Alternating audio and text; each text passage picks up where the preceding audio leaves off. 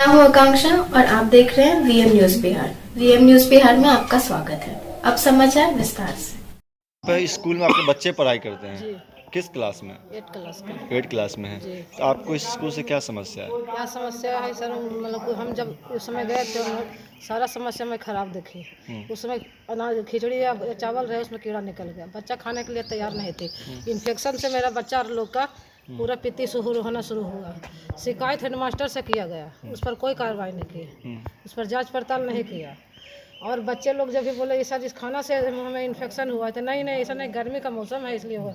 सारे बच्चे को हो गया है, वो बच्चा को हम सब प्रूफ कर सकते हैं। तो और हम इतने कहते हैं सर माध्यम भोजन का जांच किया जाए और थोड़ा मैडम लोग के थोड़ा सा सुनवाई किया जाए। मैडम से क्या परेशानी है? मैडम जब चावल बट रहा था उस तो वजन में कम था।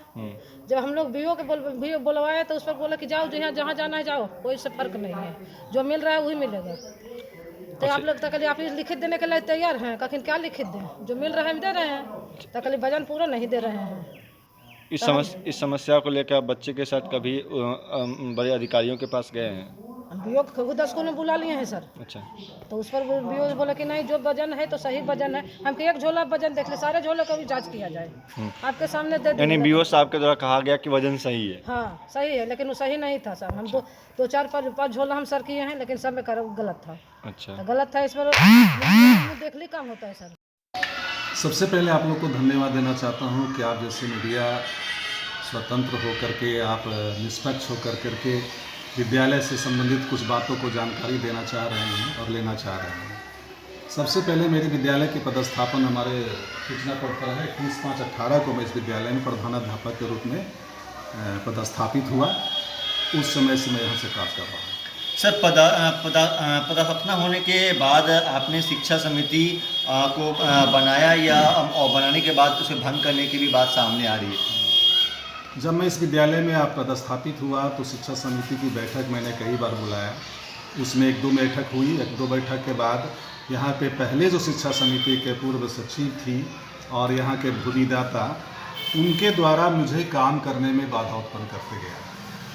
और मैं हमेशा अपने सूचना को, बैठक की सूचना शिक्षा समिति के सदस्यों को, सचिव को भेजा करता था और ये बैठक मैं अपने रसोइया के माध्यम से प्रेषित करता था। वहाँ से वहाँ ये लोग इनकार कर देते थे कि मैं बैठक में नहीं जाऊँगा, और हस्ताक्षर युक्त मेरे पास उसका प्रमाण है कि उन लोगों ने बैठक में आने से इनकार कर दिया। बच्चों के पोशाक, छात्रवृत्ति, नैपकिन से संबंधित बहुत सारी राशि नहीं जा रहा था उसके खाते में, जिसके चलते परेशानी पैदा हो रहा था। लगभग 5-6 महीना मैंने इस चीज़ को झेला। बच्चे का मध्याह्न भोजन मैंने उधार चला दिया। इसके बावजूद भी उन लोग, तो वो सूचना के आधार पर उन्होंने सचिव को लेटर प्रेषित कर करके कहा कि आप विद्यालय में सहयोग प्रदान करें, विद्यालय में बच्चों का जो लाभ है वो प्रभावित हो रहा है। इसके बावजूद भी सचिव के द्वारा यह बात अनसुनी कर दी गई और वो उसमें कोई इंटरेस्ट नहीं हुआ। तत्पश्चात दिया गया। तो जो सर शिक्षा समिति को भंग किया गया, उसके भंग करने का जिम्मेदार कौन था? भंग करने का जिम्मेवार हमारे शिक्षा समिति के पूर्व जो थे सदस्य, सचिव, अध्यक्ष, इन सभी के द्वारा। पूर्व अध्यक्ष कौन थे? पूर्व अध्यक्ष यहाँ स्वतः है कि आप लोगों को पता होगा कि वार्ड जो सदस्य होते हैं वो स्वाभाविक रूप से अध्यक्ष के पद पर अपने आप हो जाते हैं। वो इलेक्टेड मेंबर होते हैं, सेलेक्टेड मेंबर होते हैं, इलेक्टेड मेंबर नहीं होते। सचिव यहाँ रिंकू देवी थी। वो रिंकू देवी सचिव हमारे जो इस पूर्व में थी, वो हमें हमसे खाता का संचालन किसी एक के हस्ताक्षर से नहीं, 2 के हस्ताक्षर से चलता रहा। सर, ऐसे भी बात सामने आ रही है कि 3 वर्षों के बाद भी शिक्षा समिति की बैठक आज तक नहीं हुई, तो आपके दृष्टिकोण से इसकी जवाबदेही किस पर फिक्स की जाएगी? सबसे पहले यह जान लें कि शिक्षा समिति भंग होने के बाद आपको कुछ समय के बाद ही 2 गतिविधियाँ जो थी उस समय बंद पड़ गए थे। स्वतः उस चीज़ों को हम लोगों ने बाद में जब सामान्य रूप से विद्यालय का संचालन विभाग के द्वारा होने लगा, उसके बाद से मैंने इस प्रक्रिया में लग गया और मेरा 25/12/2021 को सूचना प्रेषित कर करके शिक्षा समिति का चुनाव कराया और शिक्षा समिति बिल्कुल सफलतापूर्वक मेरा संपन्न हो गया चुनाव। अब भी उस चीज़ों को मैं चुनाव तो संपन्न गई है, जिसके चलते शिक्षा समिति फुल फॉर्म में अभी नहीं है। अच्छा, यानी आपका कहना है कि शिक्षा समिति का गठन हो चुका है, लेकिन अधिकारी के बीमार होने की वजह से उसे कानूनी रजिस्ट्रेशन नहीं किया? नहीं, ठीक है। अच्छा, अगला सवाल ये कि आपके विद्यालय आने के बाद स्थापित होने के बाद विद्यालय में अनेक प्रकार की सामान की चोरी हुई जी। तो आपके दृष्टिकोण से इसकी जिम्मेदारी किस पे जाएगी? बिल्कुल। आपने क्या कार्रवाई किया इस पे? विद्यालय की व्यवस्था का देख रेख करने की सबसे बड़ी जवाबदेही प्रधानाध्यापक को होती है। यहाँ पे कुछ भी व्यवस्था अगर जो बिगड़ता है या उसको खराब पाई जाती है तो विद्यालय के प्रधानाध्यापक इसको संज्ञान में लेकर के उससे उचित कार्रवाई करते हैं। ये जो आरोप है निश्चित रूप से निराधार और बेबुनियाद है। जब ये चोरी हुई है तो प्राथमिकी संबंधी मेरे पास सारे कागजात उपलब्ध हैं जो विभाग को मैंने दिया है, वो सारे रिसीविंग मेरे पास हैं। थाना में, विभाग में जो सूचना दिया है वो सारे मेरे पास पेपर मौजूद हैं और जो भी ये आरोप लगाया गया जो रजिस्टर्ड पेपर से भी मैंने भेजा है वो सारे मेरे पास साक्ष्य हैं। ये कहीं से भी बात जो बेबुनियाद है, किसी के छवि को बर्बाद करने का एक तरीका है। कुछ ऐसे कुत्सित मानसिकता वाले जो मुझे इस तरह का आरोप लगा करके नाहक परेशान और तंग करते रहते हैं और बदनाम करते हैं। फील्ड में पेपर ब्लॉक जो अभी ईटा सोलिंग देखते हैं, पेपर ब्लॉक का काम किया जा रहा था तो उसके द्वारा क्या हुआ, कभी गाड़ी अंदर घुसा दिया जाता था, ट्रैक्टर वगैरह, उसके चलते हमारे दरवाज़ा जो है टूट गया। टूटने के बाद कुछ चीज़ों में उसमें वेल्डिंग कराने के लिए मुझे लगा कि अच्छा है टूट गया है तो उसको मैं वेल्डिंग करा करके इसको लगा दूँगा। कुछ दिनों के लिए उसको उखाड़ करके हमारे बगल वाले मिस्त्री के पास को वेल्डिंग करने के लिए दिया।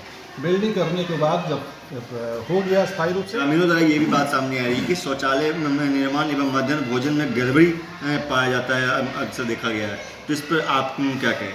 मुझे लगता है कि कुछ ऐसे मानसिकता वाले व्यक्ति की एक आदत सी हो गई है कि विद्यालय की शैक्षणिक व्यवस्था को न ध्यान में रखे उसके खाता में पैसा सीधे पटना से RTGS के माध्यम से चला जाता है। अब मेरा कोई रोल नहीं, मैं वो जो खाना बनाता हूँ उससे सामग्री लेता हूँ, सामग्री और बच्चे की उपस्थिति। तो सरकार को जो बिल देते होंगे वो तो इसी का देते होंगे जी, बाजू वाली दुकान? हाँ बिल्कुल जाता है। ठीक है। और सर और एक सवाल ये कि आपके स्कूल में जो बच्चों को लोग शिक्षा व्यवस्था है पढ़ाई लिखाई को लेकर वो किस प्रकार से मैनेज किया जा रहा है? यह तो सबसे बड़ी बात है कि मैं अगर जो आपको कुछ व्हाट्सएप कर दूंगा अगर इस के लिए क्या है कि किस तरह से शिक्षा व्यवस्था आपके स्कूल में कायम किया गया? देखिए यह बहुत ही संवेदनशील मुद्दा है आज के समय में। जिस तरह से आज एक सोनू प्रकरण के माध्यम से पूरे वर्ल्ड में ये प्रचारित हो रहा है और बच्चा का जो स्थिति है निश्चित रूप से एक प्रतिभाशाली बच्चा है।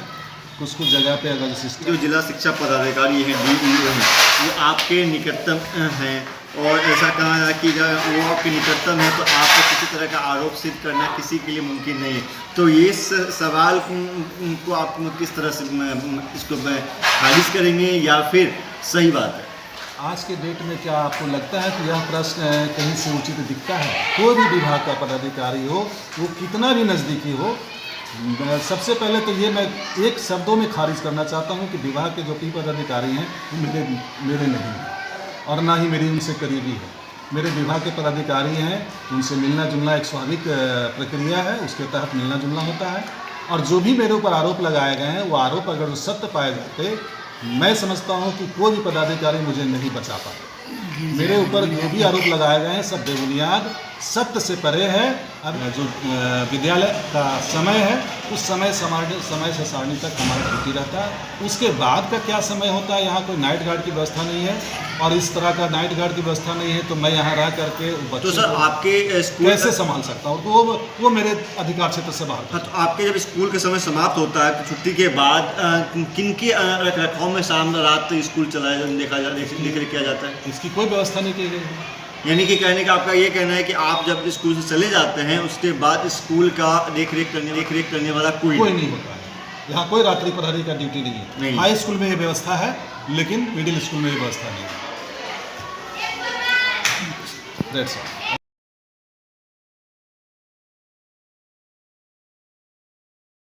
आज के लिए बस इतना ही। देखते रहिए VM न्यूज़ बिहार। धन्यवाद। पर सब्सक्राइब और फेसबुक